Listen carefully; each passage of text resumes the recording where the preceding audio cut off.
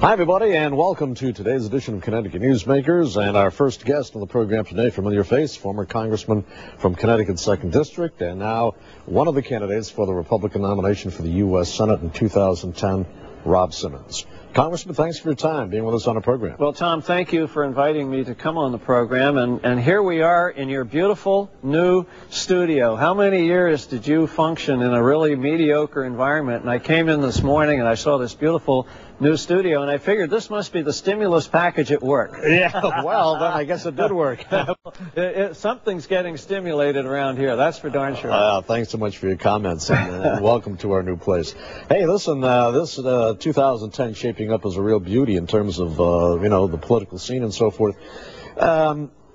It looks like, you have 3 or 4, maybe 5, we don't know yet, in terms of the nomination for the U.S. Senate on the Republican side.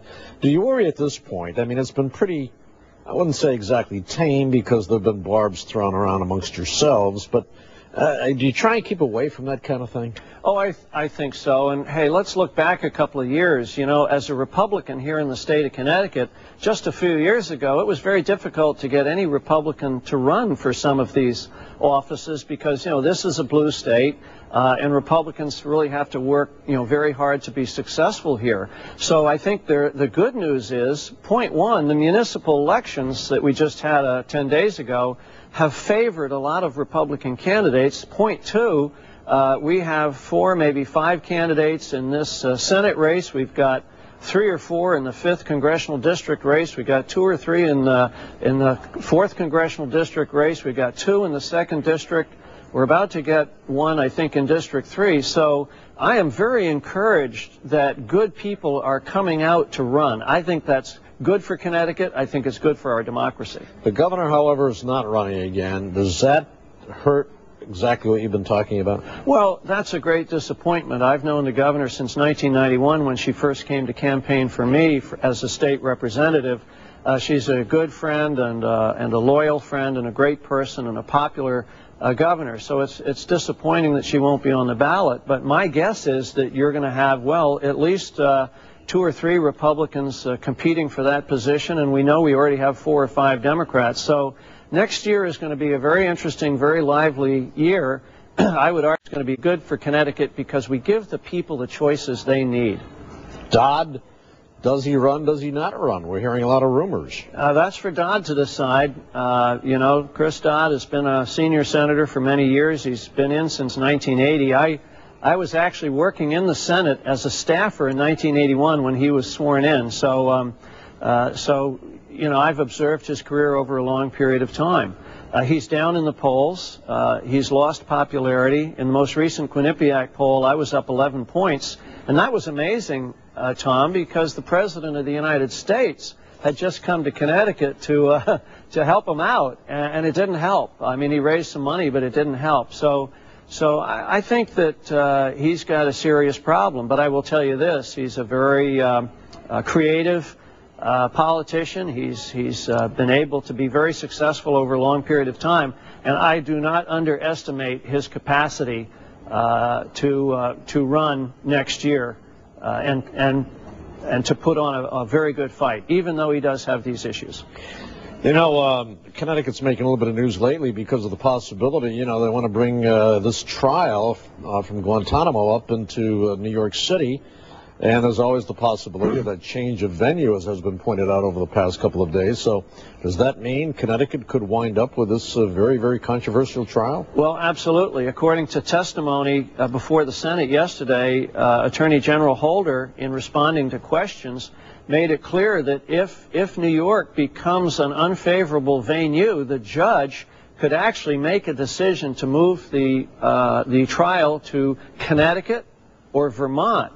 And they gave the example of the Oklahoma bombing case where Timothy McVeigh was not tried in Oklahoma, he was tried in Colorado. And I happened to be in New York City, Tom, when this decision was made, and the New York Post had a front page story saying, "Welcome to New York, now die." The Daily News said the mastermind is returning to stand trial. evil returns. I mean, any decent defense attorney is going to pull these newspapers out and say, we can't try these people in New York City. It's too hostile environment.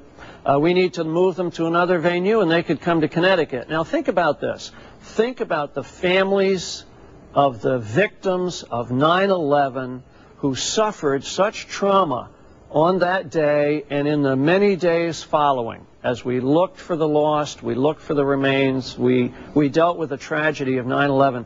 Those families are now going to have to go through this trauma again. I think this is wrong. I think these people should remain in custody in Guantanamo. They should go before either a military commission or some form of national security court that has been described in the literature. In the case of Khalid Sheikh Mohammed, he's admitted his guilt. He's accepted the fact that he'll take the punishment. Why are we bringing him up to the continental United States, to New York or Connecticut for this circus? I don't understand it. Do you agree, whether it's in New York or in Connecticut or anywhere up outside of Guantanamo, that there does present a real security danger here for us? Absolutely. In the newspapers today, we're talking again about how do we secure New York from airborne attacks. It's a very expensive thing to do. How do you secure the streets of New York?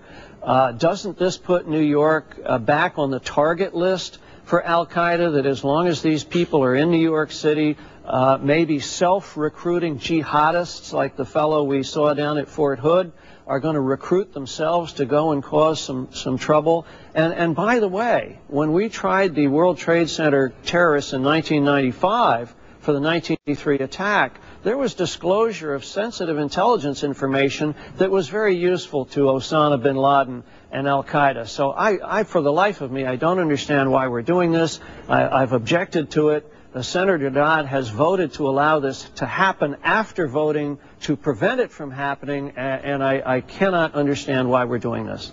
Let's just a little change of pace here. Tim Geithner, Secretary of the Treasury, you say it's about time he went. He's got to only been in go. a short time. Yeah. Well, he's got to go. You know, his appointment was controversial because he didn't pay his taxes, but we were told at the time that he was the smartest guy on the block.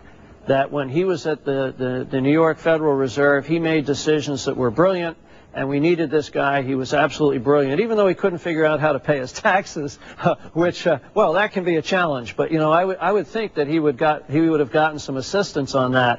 But the fact is that now we have a Inspector General's report that shows that he made a series of bad decisions that resulted in the American taxpayer bailing out AIG, and many of those taxpayer dollars going to bonuses, executive bonuses, and of course that involves Senator Dodd and his AIG bonus amendment, or going to overseas banks to bail out foreign investors. Now, quite frankly, with unemployment up here in the state of Connecticut, 8.8%, with foreclosures at 40,000 families, with all of the economic problems that we are confronted here in the state of Connecticut and the nation, to think that the current Secretary of the Treasury was involved in billions of taxpayer dollars going to bonuses and going overseas to bail out foreign investors. This disclosure, I think, is enough to disqualify him for further service. And Tom, yeah, I'm a Republican, and I'm calling for his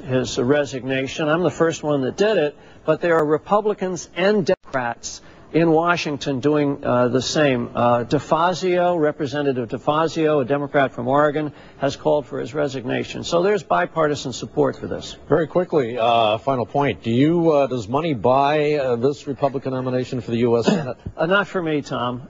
You know, I go one vote at a time, one endorsement at a time, face to face.